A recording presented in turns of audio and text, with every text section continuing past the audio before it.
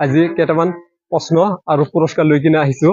যোনবিলাকে উত্তৰ দিব পাৰিব তেওঁলোকে এই পুৰস্কাৰ কেইটা লাভ কৰিব। তো আপোনালোকে ভিডিঅ'টো কন্টিনিউ কৰিব, শেষলৈকে চাই থাকিব। ধন্যবাদ। হাই, তোমালোকৰ কাৰণে কেইটামান প্ৰশ্ন আছে। প্ৰশ্ন কেইটাৰ উত্তৰ দিবানে? দিম।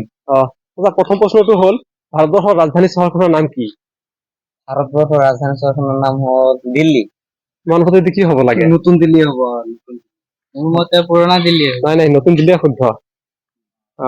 বুজিছানে? নতুন দিল্লীয়ে শুদ্ধ। আচ্ছা, আৰু এটা প্ৰশ্ন আছিল, 2 নম্বৰ প্ৰশ্নটো, অসমৰ ৰাজধানীৰ নাম কি? ৰাজধানীৰ নাম গুৱাহাটী হয় নেকি? তোমাৰ মতে দি? এইটো নতুন দিছপুৰ হ'ব আৰু। মোৰ মতে দিছপুৰ। নতুন দিছপুৰ কেনেকে ক'লা? এইটো নতুন দিছপুৰ? দিল্লীটো যদি নতুন দিল্লী হ'ব পাৰিলে তেনেহ'লে নতুন দিছপুৰ বুলি ভাবিছা? বেলেগ ধৰণৰ কৈছা। আৰু এটা প্ৰশ্ন আছে, এই সূৰ্য আৰু দিল্লীৰ ভিতৰত কাৰ দূৰত্ব বেছি? দিল্লীৰ ভিতৰত চন্দ্ৰ আৰু দিল্লীৰ ভিতৰত কাৰ বেছি দূৰত্ব? দূৰত্ব দিল্লীৰে হ'ব, কাৰণ চন্দ্ৰটো আমি হয়তো দেখা পাওঁ, দিল্লীটো দেখা নাপাওঁ।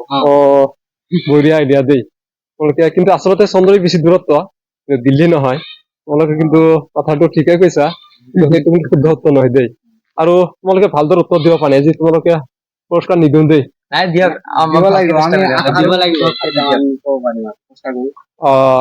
ঠিক আছে।